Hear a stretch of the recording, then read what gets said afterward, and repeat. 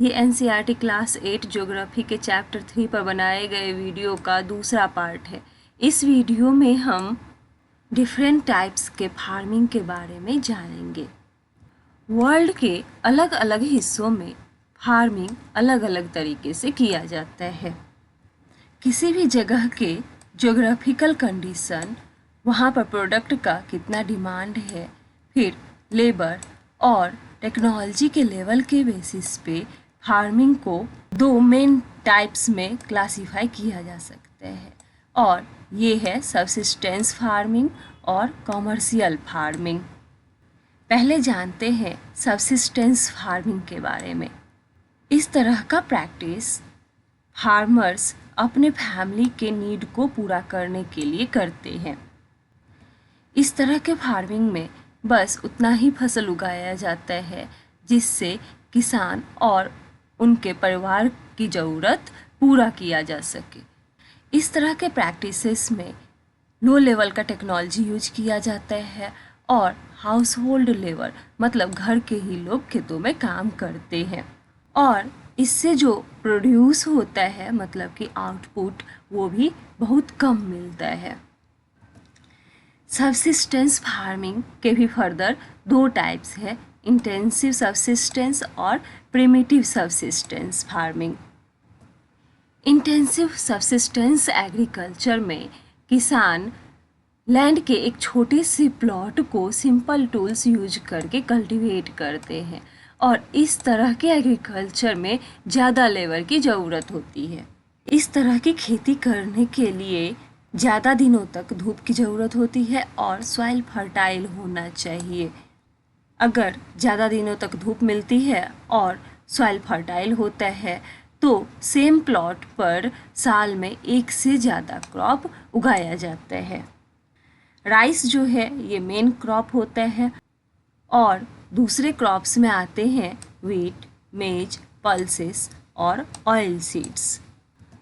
इस तरह का एग्रीकल्चर मानसून रीजन्स वाले एरिया जैसे कि साउथ ईस्ट के और ईस्ट एशिया का जो मानसून रीजन्स है, जहाँ पर आबादी घनी होती है, पॉपुलेशन ज़्यादा होता है, वहाँ पर इस तरह का एग्रीकल्चर किया जाता है। अब है प्रिमिटिव सबसिस्टेंस एग्रीकल्चर। इसमें आता है शिफ्टिंग कल्टीवेशन और नोमैडिक हर्डिंग। पहले जानते हैं शिफ्टिंग कल्टीवेशन के बारे में। इस तरह का जो कल्टीवेशन है ये अमेजन बेसिन के जो जंगल वाले एरियाज है, उसके बाद ट्रॉपिकल अफ्रीका, उसके बाद साउथ ईस्ट एशिया के कुछ हिस्से, नॉर्थ ईस्ट इंडिया के कुछ हिस्सों में इस तरह का कल्टीवेशन किया जाता है। ये ऐसे एरियाज हैं जहाँ पर रेनफॉल बहुत ज़्यादा होता है और इसकी वजह से वेजिटेशन का ग्रोथ काफ़ी ज़्यादा तेज़ी से होता है। इस प्रोसेस में पेड़ों को काट कर लैंड को खाली किया जाता है, और ये जो पेड़ काटे जाते हैं इनको जला दिया जाता है। उनकी जो राख होती है उसको सॉइल के साथ मिला दिया जाता है, और मेज, यैम, पोटैटो और कसावा जैसे क्रॉप यहाँ पर उगाए जाते हैं। जब सॉइल की फर्टिलिटी समाप्त हो जाती है तो उस लैंड को छोड़ दिया जाता है और कल्टीवेटर्स नए प्लॉट पर खेती करते हैं। शिफ्टिंग कल्टीवेशन को स्लैश एंड बर्न एग्रीकल्चर भी कहा जाता है। शिफ्टिंग कल्टीवेशन को वर्ल्ड के अलग अलग हिस्सों में अलग अलग नाम से जाना जाता है, जैसे कि नॉर्थ ईस्ट इंडिया में इसे झूमिंग के नाम से जाना जाता है, जबकि मैक्सिको, सेंट्रल अमेरिका में मिल्पा कहा जाता है, ब्राज़ील में इसे रोका कहा जाता है और मलेशिया में लडांग कहा जाता है। अब है नोमैडिक हर्डिंग। ये सहारा के सेमी एरिड और एरिड रीजन्स में, उसका सेंट्रल एशिया और इंडिया के कुछ हिस्सों जैसे कि राजस्थान और जम्मू और कश्मीर में प्रचलित है। इस तरह के फार्मिंग में हर्ड्समैन जो होते हैं, चरवाहा, ये अपने एनिमल्स के साथ फॉडर और वाटर के लिए एक निश्चित रूट पे, एक निश्चित रास्ता पे एक जगह से दूसरी जगह घूमते रहते हैं। इस तरह का जो मूवमेंट है ये क्लाइमेटिक कॉन्स्टेंट और टेरेन के वजह से होता है। मतलब एक जगह का क्लाइमेट अगर ख़राब होता है तो जहाँ पर फेवरेबल क्लाइमेट होता है वहाँ पर ये मूव करके चले जाते हैं। इस फार्मिंग में सीप, कैमल, याक, गोट्स इस सब को पाला जाता है।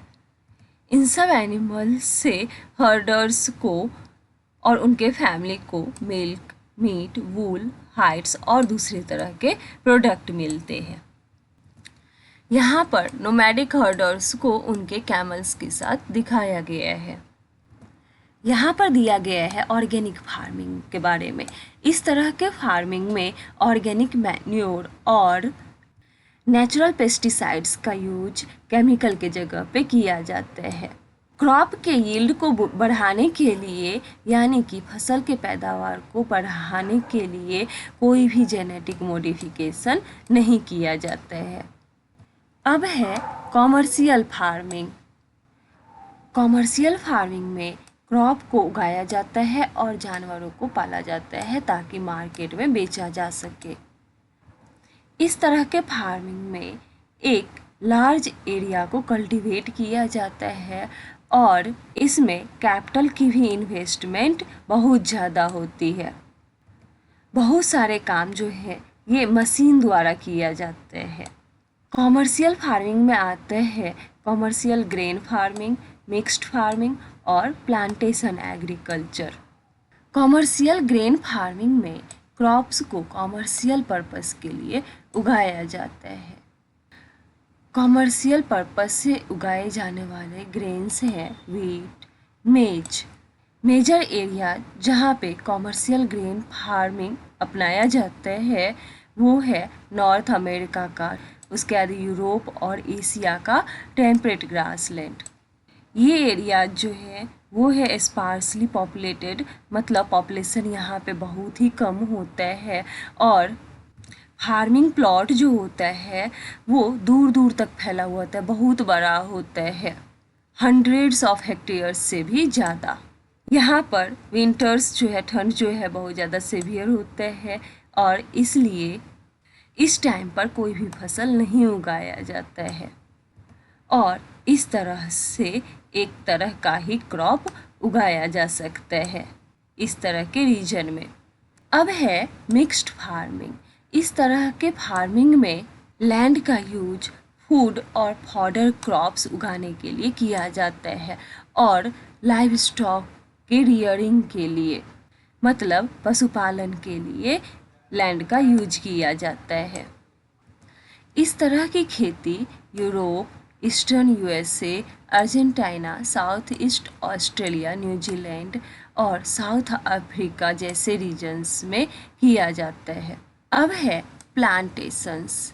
ये एक तरह का कॉमर्शियल फार्मिंग है जिसमें टी, कॉफ़ी, शुगर कैन, काजू, रबर, बनाना और कॉटन जैसे सिंगल क्रॉप को उगाया जाता है। इस तरह की खेती में लार्ज अमाउंट में लेबर और कैपिटल की ज़रूरत होती है।